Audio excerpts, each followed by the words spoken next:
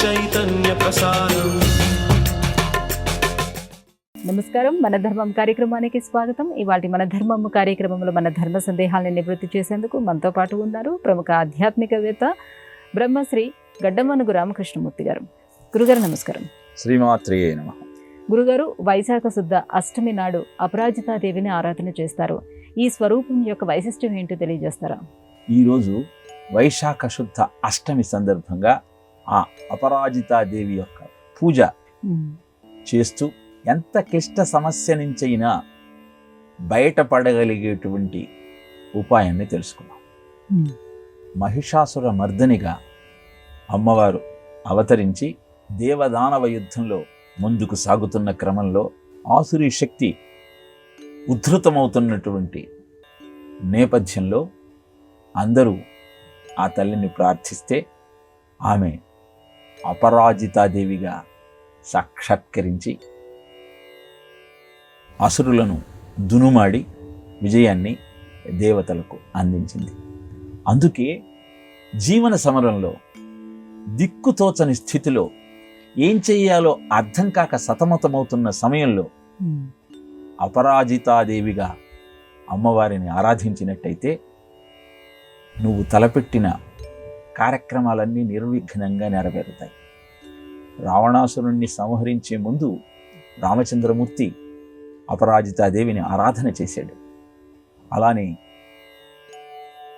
కురుపాండవ సంగ్రామానికి ముందు పాండవులు అపరాజితాదేవిని ఆరాధించారు. శమీ శమయతే పాపం శమీ శత్రు వినాశనం అర్జునస్య ధనుర్ధారి రామస్య ప్రియదర్శనం అని ప్రతి దసరాలో మనం శమీ వృక్షము యొక్క ఆకులను బంగారంలా భావించి స్వీకరిస్తాం.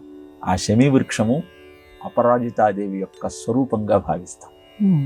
అందుకే దసరాని విజయముహూర్తంగా భావించి ఆ రోజు కార్యక్రమాన్ని ప్రారంభిస్తాం. యాదేవి సర్వభూతేషు నిద్రారూపేణ సంస్థిత నమస్తస్యై నమస్తస్యై నమస్తస్యై నమో నమః. యాదేవి సర్వభూతేషు క్షుదారూపేణ సంస్థిత నమస్తస్యై నమస్తస్యై నమస్తస్యై నమో నమః. యాదేవి సర్వభూతేషు లజ్జారూపేణ సంస్థిత నమస్తస్యై నమస్తస్యై నమస్తస్యై నమో నమః అంటూ చండీ సప్తశతిలో ఆ తల్లిని కీర్తిస్తాం. నీ విద్య, చెడు పనులు చేయటానికి సంకోచించే నీ హ్రీ అంటే నీ సిగ్గు, నీలోని ఆకలి, నీ నిద్ర, ఇవన్నీ కూడా ఆ తల్లి స్వరూపాలే. ఏవైతే విజయానికి సాధనాలో అవన్నీ ఆ తల్లి ద్వారా పొందవచ్చు. అందుకే అపరాజితాదేవి ఆరాధన అత్యంత శ్రేష్టమైనటువంటి సాధన క్రమంగా మంత్రశాస్త్రం తెలియజేస్తూ ఉంది. ఈరోజు ఆ తల్లిని ఆరాధించడానికి అద్భుతమైన ముహూర్తం కనుక ఆ స్తోత్రాన్ని జపిస్తూ ఆమెను పూజిస్తూ జీవితాన్ని ధన్యం చేసుకో. గురువుగారు, కుంభమేళలో అఘోరీల శివభక్తి అందరినీ ఆకట్టుకుంది. అసలు అఘోరీలు అంటే ఎవరు? వీరి ఆవిర్భావం ఎలా జరిగింది? అఘోరేభ్యో ఘోర ఘోరధరేభ్యః సర్వతః సర్వేభ్యో నమస్తే అస్తు రుద్రరూపేభ్యః.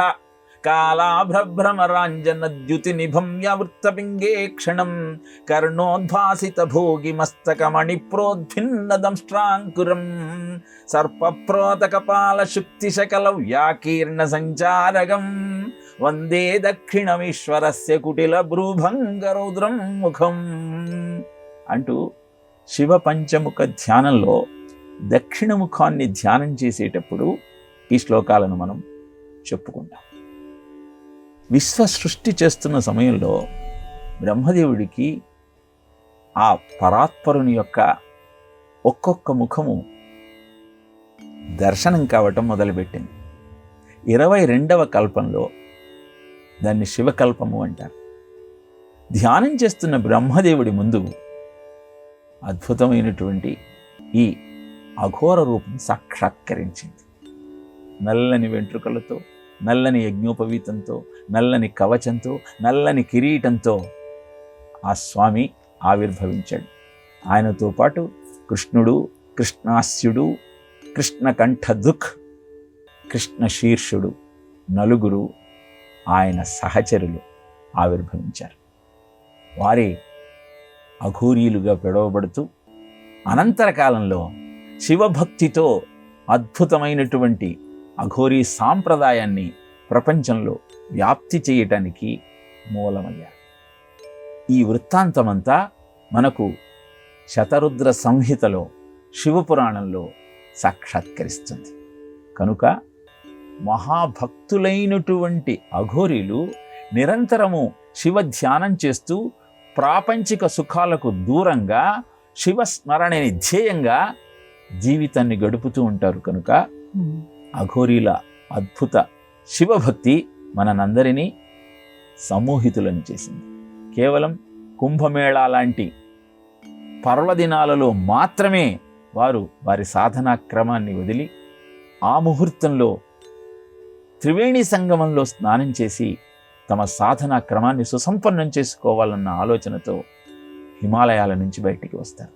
అనంతరం ఆకాశ గమనం ద్వారా తిరిగి వారి వారి స్వస్థలాలకు చేరుకుంటారు. ఒక అద్భుతమైన సాధనా క్రమాన్ని పాటించే సాంప్రదాయమే అఘోరీల సాంప్రదాయం. గురుగారు, సీతారాముల వారి కళ్యాణ మహోత్సవాన్ని చైత్ర శుద్ధ నవమి నాడు మనం జరుపుకుంటాం. శ్రీమద్ రామాయణం ఈ వివాహ సందర్భాన్ని ఎలా ప్రస్తావించింది? ధనుర్భంగం అయిన తరువాత వివాహాన్ని నిశ్చయించాలన్న సంకల్పంతో వశిష్ఠుడు, విశ్వామిత్రుడు, శతానందుడు, జనకుడు, దశరథుడు అందరూ సమావేశమై ఉత్తరే దివసే బ్రహ్మన్ ఫల్గుణీభ్యాం మనీషిణః వైవాహికం ప్రశంసంతు భగో యత్ర ప్రజాపతి అని నిర్ణయిస్తారు. అంటే ఉత్తర ఫల్గుణి నక్షత్రంలో భగప్రజాపతి ఉన్నప్పుడు వివాహము అద్భుతమైన ముహూర్తం. కారణం ఏమిటి అంటే వివాహము గృహస్థాశ్రమంలో ప్రతి గృహస్థు స్వీకరించడానికి కారణము తన వంశాన్ని అభివృద్ధి చేసుకోవటం, సంతానాన్ని పొందటం. మరి ఉత్తర ఫల్గుణి నక్షత్రంతో పాటు భగప్రజాపతి ఉన్నప్పుడు ఆ ముహూర్తము, అప్పుడు చేసుకున్న వివాహము వంశవృద్ధికి కారణమవుతుంది. కనుక ఆ ముహూర్తాన్ని వివాహానికి నిశ్చయించారు. సౌమ్యనామ సంవత్సరము, ఫాల్గుణ మాసము, ఉత్తర ఫల్గుణి నక్షత్రము, పౌర్ణమి తిథి, బుధవారం నాడు సీతారాముల కళ్యాణం జరిగిందని చెప్తారు. చైత్రశుద్ధ నవమి శ్రీరామచంద్రమూర్తి జన్మదినోత్సవమే అయినా ఆ రోజు కళ్యాణ మహోత్సవాన్ని ఎందుకు జరుపుతారు అంటే అగస్త్య సంహిత జన్మ నక్షత్రే కళ్యాణమాచరేత్ అన్న ఒక సూత్రాన్ని తెలియజేసింది. అలానే పాంచరాత్రాగమనంలోని కపింజల సంహిత కూడా దీన్ని సమర్థించింది. ఏ సీతారాముల దాంపత్యమైతే ప్రపంచానికి అందరికీ మార్గదర్శకమవుతుందో, ఎవరి కళ్యాణ ఘట్టాన్ని తలుచుకోవటం వల్ల మనసులన్నీ పులకాంకితమై అనురాగం జనిస్తుందో, ఏ వివాహ మహోత్సవంలో ఉపయోగించిన అక్షతలు అందరి పాపాలను పోగొట్టి దివ్యమైన అనుభూతిని కలిగిస్తాయో అలాంటి వివాహ మహోత్సవాన్ని జన్మదినోత్సవం నాడే జరుపుకుంటూ ఆ స్ఫూర్తిని అందుకోవాలన్న సంకల్పంతో చైత్రశుద్ధ నవమి నాడే సీతారాముల కళ్యాణ మహోత్సవాన్ని కూడా జరుపుకుంటూ మనం ఆనందిస్తాం. అదే నవమి నాడు జరిపేటువంటి సీతారామ కళ్యాణ మహోత్సవంలోని ఆంతర్యం. గురుగారు, రాహుకేతువులు అనేవి అసలు గ్రహాలే కాదని ఆధునిక విజ్ఞానం చెబుతుంది. మరి అలాంటప్పుడు జ్యోతిష్య శాస్త్ర ప్రకారం రాహుకేతుల వల్ల కలిగే ఫలితాలు కానీ దోష నివారణలు కానీ పరిగణలోకి తీసుకోవటం సబబేనా? జ్యోతిష శాస్త్రం ఒక ఖగోళ విజ్ఞానం. ఖగోళంలో సంచరించేటువంటి గ్రహముల యొక్క ప్రభావము భూమండలం మీద ఉన్నటువంటి జీవుల మీద ఎలా ఉంటుందో తమ తపశ్శక్తి ద్వారా తెలుసుకున్నటువంటి ఋషులు మనకు అందజేసిన అద్భుతమైన విజ్ఞానం. రాహుకేతువులు గ్రహములు కావు అని ఆధునిక విజ్ఞానం చెబుతోంది. జ్యోతిష శాస్త్రం కూడా అదే చెబుతోంది. వాటిని గ్రహములని అనటం లేదు, ఛాయాగ్రహాలు అంటారు. అంటే శుక్రుడికి వృషభ రాశి మీద, తులరాశి మీద ఆధిపత్యం ఉంటుంది.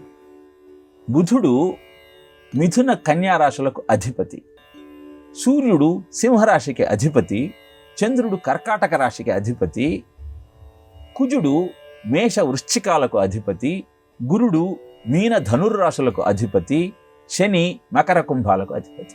రాహుగ్రహాలకు ఏ రాశి మీద ఆధిపత్యం లేదు. వీటి ప్రభావాన్ని ఎలా తేలుస్తారు అంటే, అవి ఏ రాశిలో ఉంటాయో ఆ రాశి అధిపతుల యొక్క లక్షణాలను తెలుసుకొని ఈ రాహుకేతువుల యొక్క సంచారం వల్ల కలిగే ప్రభావాన్ని తెలియజేస్తుంది. మనం ఆధునిక విజ్ఞానాన్ని పరిశీలించిన భూమి సూర్యుడి చుట్టూ తిరుగుతుంటే చంద్రుడు భూమి చుట్టూ తిరుగుతున్న నేపథ్యంలో భూమి యొక్క ఛాయ 8,58,000 కిలోమీటర్లు మైళ్ళు విస్తరించి ఉంటుంది. చంద్రుడి గమనంలో ఈ ఛాయ దగ్గరకు వచ్చినప్పుడు చంద్రగ్రహణం ఏర్పడుతుంది. దాన్నే కథారూపంలో చెబుతూ రాహు అనేటువంటి గ్రహము, పాము చంద్రుణ్ణి మింగేస్తోంది, అప్పుడే గ్రహణం ఏర్పడుతోంది అని కథారూపంలో అందరికీ అర్థమయ్యే విధంగా చెబుతూ ఉన్నారు. అదే గ్రహణం అంటే. ఎప్పుడైతే ఈ భూమి యొక్క ఛాయ, చంద్రుడి ఛాయ ఏకీకృతమై తద్వారా వచ్చే ఫలితాలు ఎలా ఉంటాయి అన్నది ఆధునిక శాస్త్రానికి అందకపోయినా తపోశక్తితో గ్రహముల ప్రభావాన్ని తేల్చి చెప్పగలిగినటువంటి ఋషులకు తెలిసింది కనుకనే గ్రహణం రోజు వండిన పదార్థాలు స్వీకరించకండి, వండని పదార్థాలలో దర్భలు వేసి అనంతరం ఉపయోగించండి అని గ్రహముల నుంచి వచ్చేటువంటి రేడియేషన్, సూర్యశక్తి చంద్రశక్తి సన్నగిల్లినప్పుడు కలిగేటువంటి పరిణామాల యొక్క ఫలితాన్ని సూత్రీకరించి గ్రంథంలో నిక్షిప్తం చేసి మనకు అందజేస్తే, ఆ ఆలోచనే లేకుండా కేవలము జ్యోతిష్యమంతా ఒక మూఢనమ్మకం అనే భావనతో వాదనలు చేస్తూ ఉంటే అది సరి అయినది విషయం కాదు అని భావించాలి తప్పితే మరి ఇంకేమీ చేయలేని పరిస్థితి. కనుక ఆధునిక విజ్ఞానము రాహుకేతువులు గ్రహములు కాదు అని చెబుతున్నాయి, నీడలు అని చెబుతున్నాయి. జ్యోతిష శాస్త్రం కూడా రాహుకేతువులు ఛాయాగ్రహాలనే చెబుతున్నాయి తప్పితే అవి గ్రహములుగా భావించటం లేదు. వాటి ఫలితం ఉంటుంది కాబట్టి, వాటి ప్రభావం ఉంటుంది కాబట్టి వాటిని గ్రహములుగా పరిగణిస్తూ రాహు అయితే 18 సంవత్సరాలు, కేతు అయితే 7 సంవత్సరాలు తన ప్రభావాన్ని చూపిస్తాయి అంటూ జ్యోతిష శాస్త్రం వాటి ప్రభావం గురించి తెలియజేస్తుంది.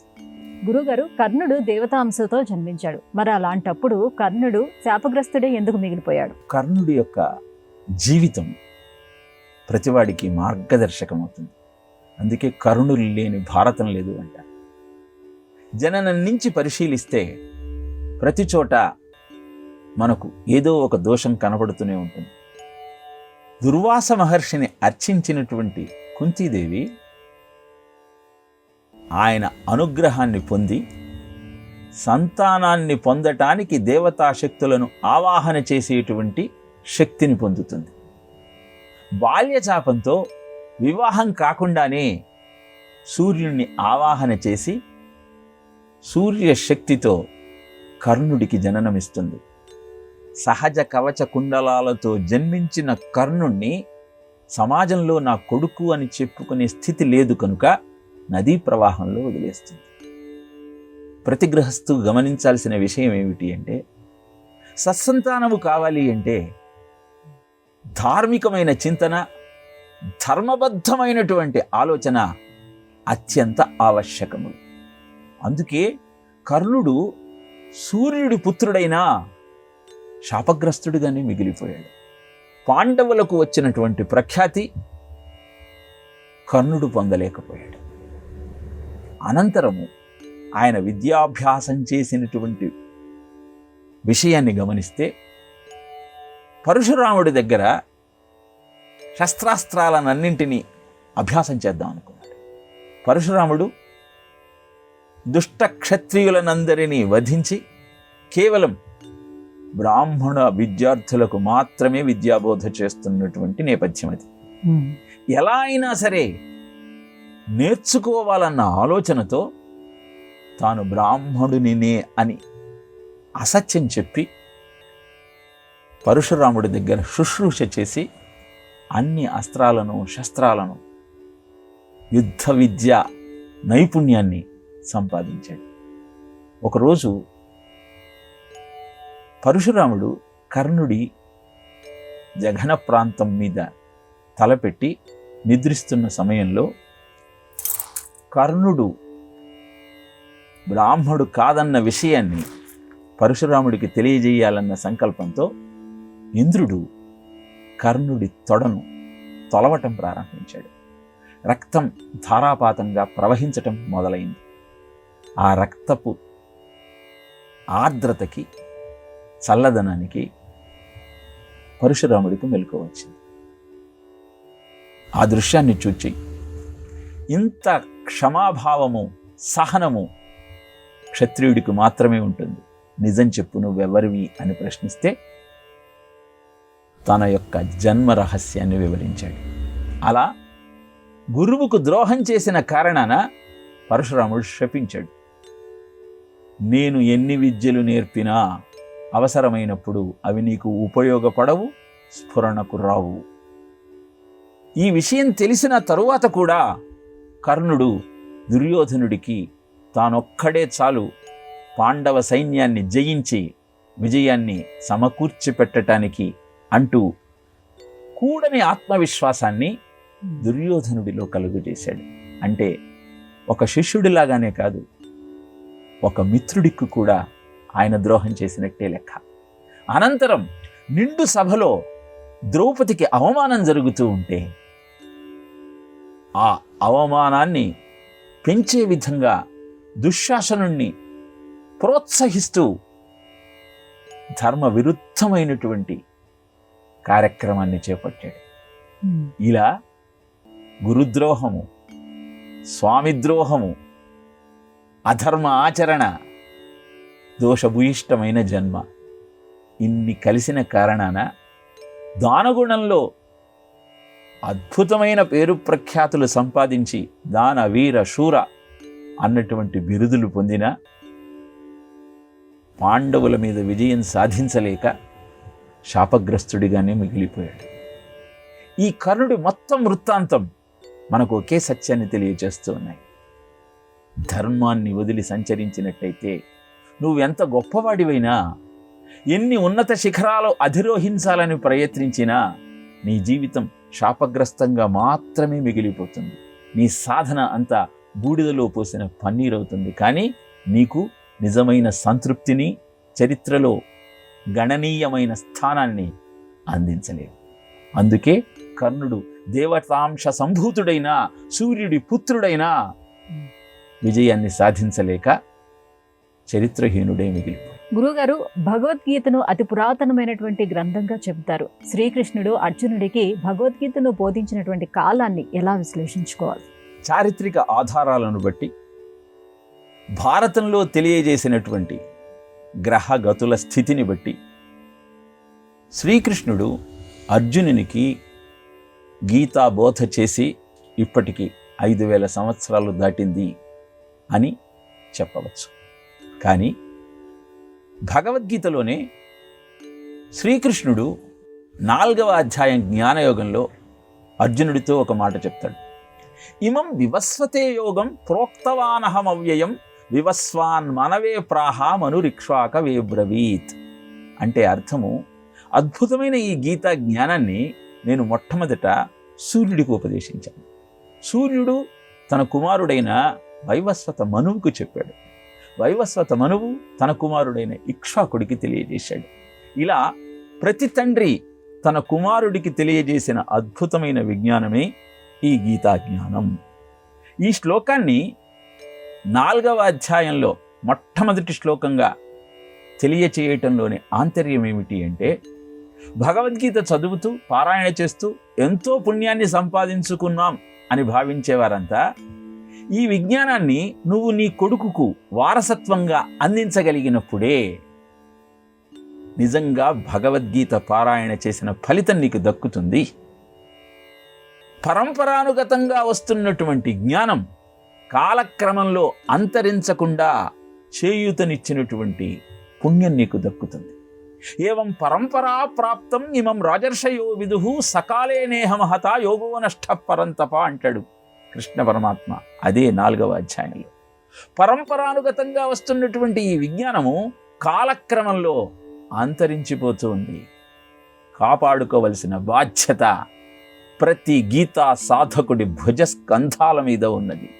ఈ విషయాన్ని గమనించగలిగితే ఎన్ని సంవత్సరాలైంది గీతా జ్ఞానం బోధించింది అన్న విషయాన్ని పక్కకు పెట్టి నిరంతరము చిరంతరము కొనసాగాల్సినటువంటి భారతీయ జీవన విధానానికి ఆధారం భగవద్గీత అని తెలుసుకొని దాన్ని అధ్యయనం చేస్తూ అందరికీ అందించాలన్న సంకల్పంతో గీతా పారాయణ క్రమాన్ని కొనసాగించటానికి శ్రీకారం చుట్టవచ్చు.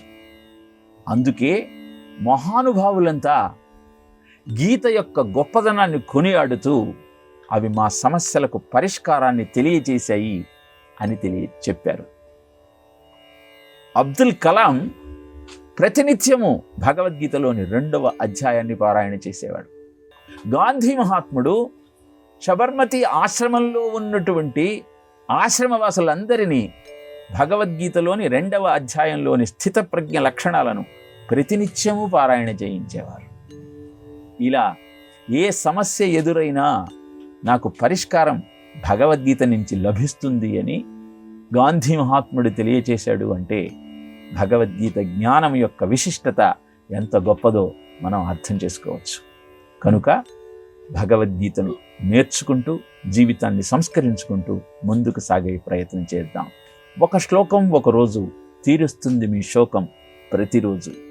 భగవద్గీత కించిదధీత గంగాచలలవ కణికాపీత సకృత ఏవ మురారి సమర్చ తత్ర కరోతి యమేన చర్చ అని భగవద్గీత మాహాత్యాన్ని తెలియజేశారు. ఎక్కడైతే గీతా జ్ఞానం ఉంటుందో అక్కడ మృత్యు భీతి ఉండదు.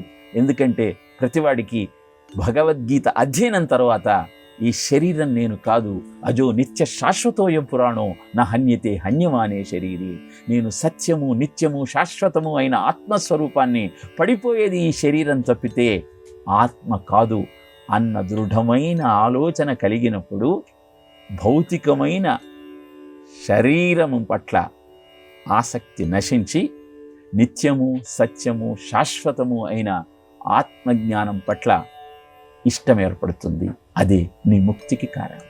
గురుగారు, ఇవాటి మన ధర్మం కార్యక్రమంలో మా ఈ ధర్మ సందేహాలన్నీ కూడా నివృత్తి చేసినందుకు ధన్యవాదాలండి. కృష్ణ. ఇది ఇవాటి మన ధర్మం కార్యక్రమం. రేపటి మన ధర్మం కార్యక్రమంలో మళ్ళీ కలుసుకుందాం. నమస్కారం. ఈ కార్యక్రమాన్ని తిరిగి చూడాలనుకుంటే www.youtube.com/@ETV Life Spiritual లో చూడవచ్చు.